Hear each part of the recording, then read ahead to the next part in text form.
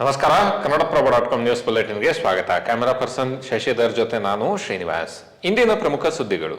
ವಿಧಾನಸೌಧದಲ್ಲಿ ಮಾಧ್ಯಮ ಪ್ರತಿನಿಧಿಗಳ ಕಾರ್ಯವ್ಯಾಪ್ತಿಯನ್ನು ನಿರ್ಬಂಧಿಸುವ ಕುರಿತು ವಾರ್ತಾ ಇಲಾಖೆಗೆ ಸರ್ಕಾರ ಪತ್ರ ಬರೆದಿದೆ. ಪತ್ರದಲ್ಲಿ ಮಾಧ್ಯಮಗಳು ರಾಜಕೀಯ ನಾಯಕರ ಪ್ರತಿಕ್ರಿಯೆಗಳನ್ನು ಪೋರ್ಟಿಕೋ ಅಥವಾ ಕೆಂಗಲ್ ಗೇಟ್ ಬಳಿಯ ನಿಗದಿತ ಸ್ಥಳದಲ್ಲಿ ಮಾತ್ರ ತೆಗೆದುಕೊಳ್ಳಬೇಕು ಎಂದು ಸೂಚನೆ ನೀಡಲಾಗಿದೆ. ಮುಖ್ಯಮಂತ್ರಿ, ಉಪಮುಖ್ಯಮಂತ್ರಿ, ಸಚಿವರು ಅಥವಾ ಶಾಸಕರನ್ನು ವಿಧಾನಸೌಧದ ಇತರ ಯಾವುದೇ ಸ್ಥಳಗಳಲ್ಲಿ ಹಿಂಬಾಲಿಸಿ ಪ್ರತಿಕ್ರಿಯೆ ತೆಗೆದುಕೊಳ್ಳಬಾರದು ಎಂದು ನಿಯಮ ಜಾರಿಗೊಳಿಸಲಾಗಿದೆ.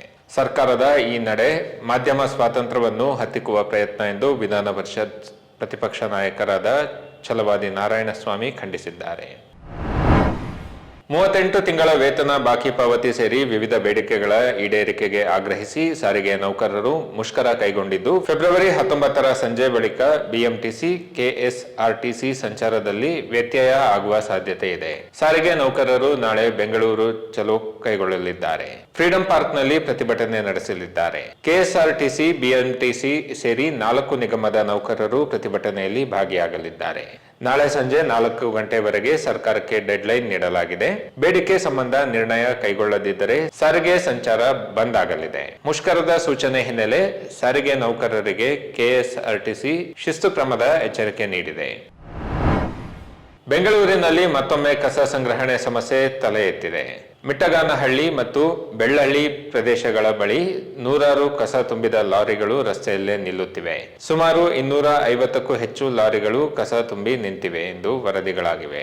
ಇದರಿಂದ ನಗರದ ಅನೇಕ ಭಾಗಗಳಲ್ಲಿ ಕಸ ಸಂಗ್ರಹಣೆ ನಿಂತು ಹೋಗಿದ್ದು, ರಸ್ತೆಗಳಲ್ಲಿ ಕಸ ಗುಂಡಿಗಳು ಹೆಚ್ಚಾಗುವ ಭಯ ಉಂಟಾಗಿದೆ. ಅಸಮರ್ಪಕ ಕಸ ವಿಲೇವಾರಿ ಈ ಸಮಸ್ಯೆಗೆ ಕಾರಣ ಎಂದು ಸ್ಥಳೀಯ ಗ್ರಾಮಸ್ಥರು ಆರೋಪಿಸುತ್ತಿದ್ದಾರೆ. ಗ್ರಾಮಸ್ಥರು ಗ್ರಾಮ ಅಭಿವೃದ್ಧಿ ನಿಧಿಗಳು 2 ವರ್ಷಗಳಿಂದ ಬಿಡುಗಡೆಯಾಗದೇ ಇರುವುದಕ್ಕೆ ಪ್ರತಿಭಟನೆ ನಡೆಸುತ್ತಿದ್ದಾರೆ. ಇದರಿಂದಾಗಿ ಬಿಬಿಎಂಪಿ ಕಸ ಲಾರಿಗಳನ್ನು ಸೈಟ್ಗೆ ಬಿಡದಂತೆ ಅಡ್ಡಿಪಡಿಸಲಾಗುತ್ತಿದೆ. ಘನ ತ್ಯಾಜ್ಯ ವಿಲೇವಾರಿಗೆ ಅಡ್ಡಿ ಉಂಟು ಮಾಡಲಾಗುತ್ತಿರುವ ವಿಚಾರವಾಗಿ ಬಿಜೆಪಿ ಶಾಸಕರ ವಿರುದ್ಧ ಡಿಸಿಎಂ ಡಿಕೆ ಶಿವಕುಮಾರ್ ಗರಂ ಆಗಿದ್ದಾರೆ.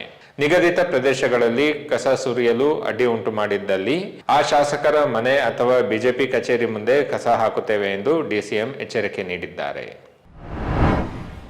ರಾಜ್ಯದ ವಿವಿಧ ಭಾಗಗಳಲ್ಲಿ ಪಕ್ಷದ ಕಚೇರಿಗಳನ್ನು ಸ್ಥಾಪಿಸಲು ಕಾಂಗ್ರೆಸ್ 31 ಸರ್ಕಾರಿ ಜಾಗಗಳನ್ನು ಅಕ್ರಮವಾಗಿ ಪಡೆದುಕೊಂಡಿದೆ ಎಂದು ಬಿಜೆಪಿ ಗಂಭೀರ ಆರೋಪ ಮಾಡಿದೆ.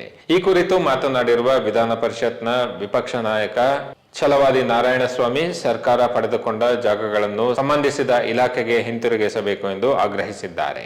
ಜನರಿಗೆ ಇಲ್ಲದ ಜಾಗ ಅತ್ಯಂತ ಕಡಿಮೆ ದರದಲ್ಲಿ ಕಾಂಗ್ರೆಸ್ ಭವನಕ್ಕೆ ಹೇಗೆ ಲಭ್ಯವಾಗುತ್ತಿದೆ? ಕಾಂಗ್ರೆಸ್ ಸರ್ಕಾರ ಜನಹಿತವನ್ನು ಮರೆತು ಕೇವಲ ಸ್ವಪಕ್ಷದ ಹಿತಾಸಕ್ತಿಗಷ್ಟೇ ಸೀಮಿತವಾಗಿರುವುದು ಅತ್ಯಂತ ದುರ್ದೈವದ ಸಂಗತಿ.